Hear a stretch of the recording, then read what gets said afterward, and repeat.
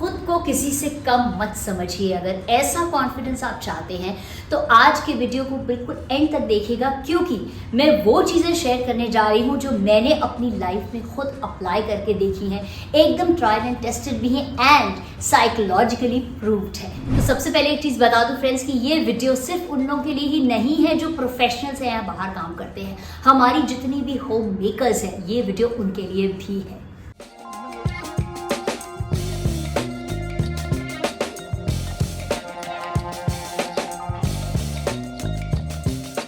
नमस्ते फ्रेंड्स, मैं लता सबरवाल हूँ and thank you so much for watching my channel. Friends, मेरे चैनल पे आपको जो कुछ भी मिलेगा वो होगा एब्सोल्युटली ऑनेस्ट, और मैं बहुत ही कम और सोच समझ के कोलैबोरेशंस लेती हूँ। इसलिए प्लीज़ मेरे वीडियोस को ज़्यादा से ज़्यादा शेयर कीजिए, स्प्रेड कीजिए so that I benefit out of it. तो शुरू में फ्रेंड्स, जब मैं मुंबई आई और हमारी जो है वो एक्टिंग इंडस्ट्री की बहुत सारी पार्टीज़ हुआ करती थी, गेट टुगेदर्स वगैरह हुआ करते थे, बहुत ज़्यादा कॉन्शियस लगता था मुझे वहाँ पे जाना, क्योंकि मुझे बड़ा आउट ऑफ प्लेस फील होता था। मुझे समझ में नहीं आता था वहाँ जाके कि अरे कैसे बिहेव करूँ, कैसे खुद को इंट्रोड्यूस करूँ, बात करूँ या ना करूँ। तो मैं क्या करती थी, एक कोना पकड़ के चुपके से वहाँ बैठ जाती थी, किसी से बात नहीं करती थी। और बहुत बार तो ऐसा भी हुआ था कि मैं खाना भी नहीं खा के आती थी। तो क्या होता था, जो इन पार्टीज़ का पर्पस है networking, that we talk to each other, हम कम्युनिकेट करें ताकि हमारी पहचान बढ़े और काम जो है एक दूसरे को हम पहचाने तो काम भी मिलता है इनफैक्ट इस तरह की जान पहचान से। तो सारी चीज़ें जो है वो मैं मिस कर रही थी। तो फ्रेंड्स, चाहे आप किसी प्रोफेशनल मीटिंग के लिए जा रहे हो, चाहे अपने किसी रिलेटिव या ऐसे कोई फंक्शन में जा रहे हो, शादी में जा रहे हो या कोई भी ऐसी जगह जा रहे हो, तो कॉन्फिडेंस एक ऐसी चीज़ है जो बहुत ज़रूरी है ताकि हमें भी ये लग सके कि हम किसी से कम नहीं। तो सबसे पहला पॉइंट फ्रेंड्स अब मैं बताने जा रही हूँ आपको कि हमें क्या करना चाहिए, और ये पॉइंट मैंने खुद भी एक्सपीरियंस किया है। उसके साथ ही over a period of time जब मैं इमेज कंसल्टेंट बनी तो मैंने थ्योरेटिकली भी इसके बारे में काफ़ी स्टडी की। तो सबसे पहला और बहुत ज़रूरी पॉइंट है फ्रेंड्स कि हम वो कपड़े पहन के जाएं जिनमें हम कंफर्टेबल फील करते हैं। अब कंफर्टेबल फील करने का मतलब ये नहीं है कि आप अपने घर की कोई ट्रैक पैंट और टी शर्ट पहन के चले जाएं, या फिर बिल्कुल ही सोचेंगे अरे चलो डेनिम और टी शर्ट पहन के चले जाओ, मुझे तो इसमें कंफर्टेबल लगता है, इफ़ यू आर मेल और फीमेल।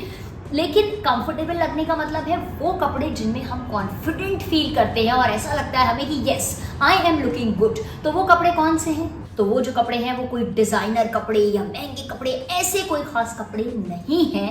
आप अफोर्ड कर सकते हैं तो डेफिनेटली पहनिए उन्हें, लेकिन वो कपड़े वो हैं जो आपको इस लेवल से इस लेवल तक उठा देते हैं अचानक। फॉर एग्जाम्पल, मैं अपना खुद का ही एग्जाम्पल देती हूँ कि मुझे साड़ी पहन के बहुत कंफर्टेबल फील होता है। अगर मैं कहीं कोई वेस्टर्न आउटफिट पहनती हूँ, ऐसा नहीं मुझे अच्छा नहीं लगता है, I can definitely carry that of, लेकिन मुझे मन में ऐसे बहुत अच्छा नहीं लगता है, क्योंकि शायद जो मेरी पर्सनालिटी है वो बहुत इंडियन है एंड बहुत सारी इंडियननेस भरी हुई है मेरे अंदर।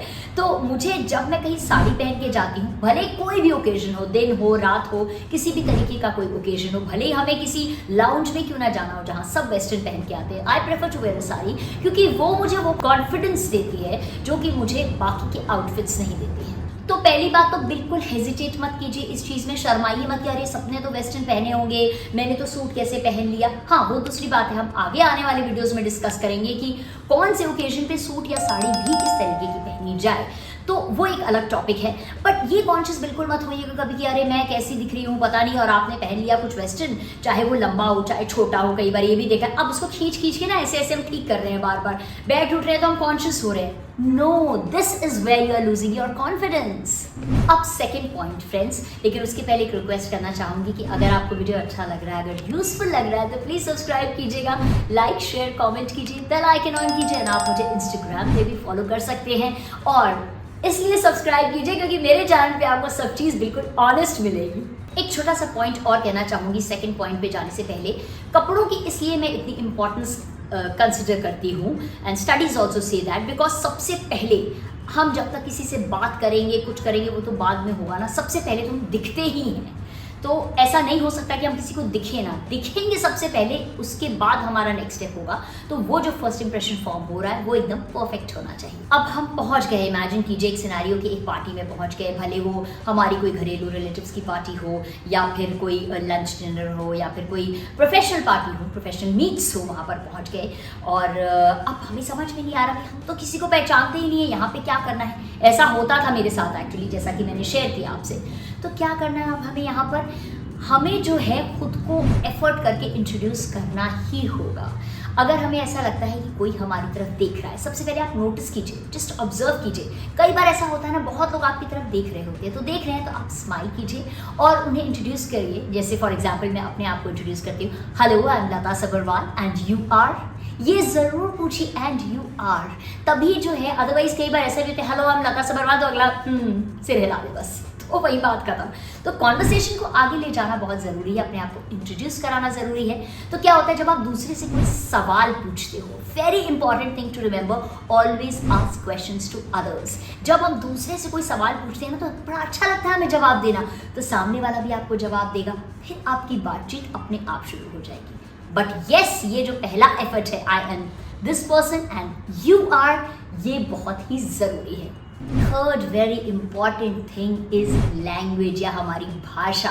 बॉडी लैंग्वेज की बात अगेन अगर आप देखना चाहते हैं इसके ऊपर तो प्लीज़ मुझे लिखिएगा कमेंट्स में, मैं आगे किसी वीडियो में आपको डेफिनेटली बड़ी ही सिंपल तरीके से समझा दूंगी।